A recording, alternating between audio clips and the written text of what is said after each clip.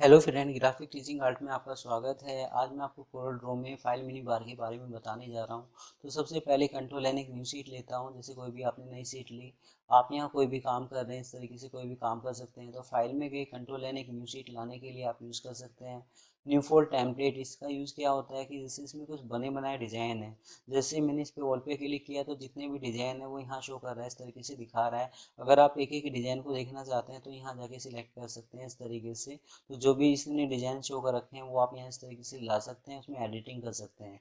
तो ऑल पे क्लिक करता हूँ तो ये यहाँ दिखा रहा है कि कोरल में हम किस तरीके से काम कर सकते हैं।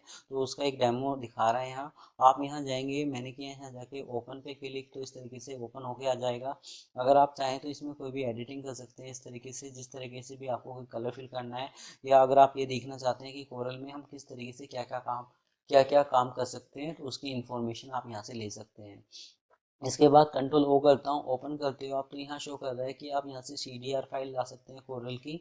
और ये अदर फॉर्मेट हैं जो आपको लेके आने हैं, आप लेके आ सकते हैं। तो इसमें है ओपन में ये CDR फाइल, और अदर जो भी फाइल आप लेके आएंगे तो इसकी एक नई सीट बन के ओपन होके आ जाएगी इस तरीके से। इसमें शो करता है कि आपने किस किस साइज पे काम कर रखा है, किस किस मतलब फाइल पे काम कर रखा है, उसकी इन्फॉर्मेशन दे रहा है कि आपने इन फाइल पे काम कर रखा है। वो फाइल आप C से लाए हैं, D से लाए हैं, कहाँ से लेकर आए हैं। इसके बाद क्लोज करता हूँ, जो जो हम यहाँ से क्लोज करते हैं वही चीज़ आप यहाँ क्लोज करते हैं तो क्लोज कर सकते हैं इस तरीके से। तो अपनी फाइल को क्लोज करने के लिए एक से ज़्यादा फाइल हैं तो सभी को क्लोज कर सकते हैं आप। सेव एज पे क्लिक करता हूँ तो आप अपनी फाइल का कोई भी नाम दे सकते हैं कि अपनी फाइल का आपको क्या नाम देना है, आप किस फॉर्मेट में सेव करना चाहते हैं। तो इसमें शो कर रहा है CDR, तो CDR में आपने सेव करनी है।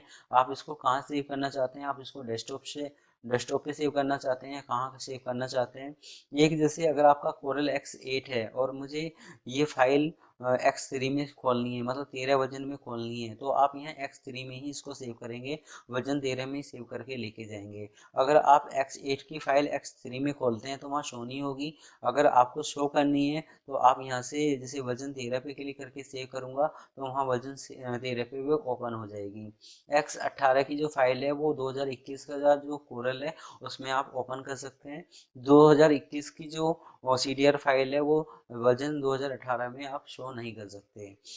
तो ये आपको ध्यान रखना है कि मुझे कौन से फॉर्मेट में मतलब सेव करनी है इस फाइल को, और कौन से वर्जन में आपको सेव करनी है। क्योंकि अगर आप कोई फाइल भेज रहे हैं तो पहले आप उनसे ये पता कीजिए कि उनके पास कौन सा सॉफ्टवेयर है और कोरल का कौन सा वर्जन है, और आप फिर यहाँ वो वर्जन सिलेक्ट करके सेव करके वो फाइल आप वहाँ भेज सकते हैं। तो ये सेव करने के लिए आपका, इसमें जैसे मैंने एक नाम से सेव कर दी तो मुझे बार बार नाम देने की ज़रूरत नहीं है, आप यहाँ से सेव कर सकते हैं।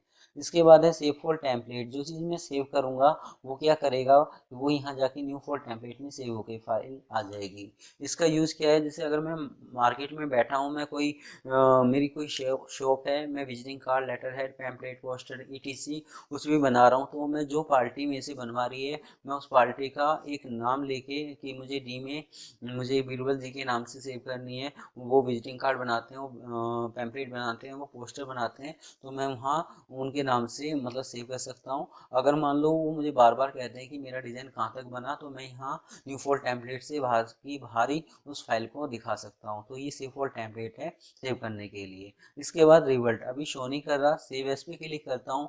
आपने किया डेस्कटॉप पे क्लिक, आप सेव करते हैं इस फाइल को। अब जैसे मैं लेफ्ट क्लिक करके राइट क्लिक करता हूँ, इस तरीके से मैंने काफ़ी सारी कॉपी ली। आप इसमें कोई भी कलर फिल कर रहे हैं तो फाइल में जाके जब आप करते हैं रिबिल्ड, तो जितना मैटर सेव है उतना वापस आ जाएगा इस तरीके से। तो अगर अंडू काम नहीं करता तो आप रिवर्ट यूज़ कर सकते हैं इस तरीके से। इसके बाद हमारा चलता है, ये स्कैनर की फाइल लाने के लिए यूज़ कर सकते हैं। अगर आपके लैपटॉप पे या आपके कंप्यूटर पे स्कैनर अटैच है तो एक दो कमांड और आ जाएंगी कि आप उसमें कितने रेगुलेशन, कितना DPI क्वालिटी आप बढ़ाना चाहें ले सकते हैं आपका। तो स्कैनर की फाइल लाने के लिए आप यूज़ कर सकते हैं। इस पर क्लिक करता हूँ, ये मैंने स्टार्टिंग में भी बताया था। यहाँ से आप जब इस पर क्लिक करते हैं तो ये क्या करता है कि आपकी जो फाइल है वो कहाँ है, किस जगह है। तो जैसे मैंने यहाँ शो किया कि मेरी जो फाइल है वो जैसे आपका डेस्कटॉप पे है, तो मैंने डेस्कटॉप पे क्लिक किया इस तरीके से। डेस्कटॉप पे कहाँ है मेरी फाइल, तो जैसे मैंने किया मेरी फाइल वॉलपेपर पे है, डबल क्लिक करता हूँ तो ये वॉलपेपर वाली इमेज शो कर देता है या CDR फाइल है वो भी आपका ओपन हो जाएगा। आप इसको उठा के यहाँ रखेंगे तो एक एक फाइल पे आप काम कर सकते हैं। तो एक एक फाइल पे काम करने के लिए आप फाइल में जाके यहाँ से यूज़ कर सकते हैं। यही काम आपका इंपोर्ट का है। इंपोर्ट में आप एक एक फाइल भी ला सकते हैं, इकट्ठी भी ला सकते हैं। अगर कोई फोल्डर आपका ओपन है, खुला हुआ है, तो एक एक फाइल लाने के लिए आप इसको यूज़ कर सकते हैं। इसके बाद मैं इसको क्लोज करता हूँ इस तरीके से। तो एक एक फाइल लाने के लिए आप यहाँ पर भी जा सकते हैं। तो आज मेरी ये वीडियो आपको कैसी लगी आप मुझे ज़रूर बता सकते हैं। धन्यवाद।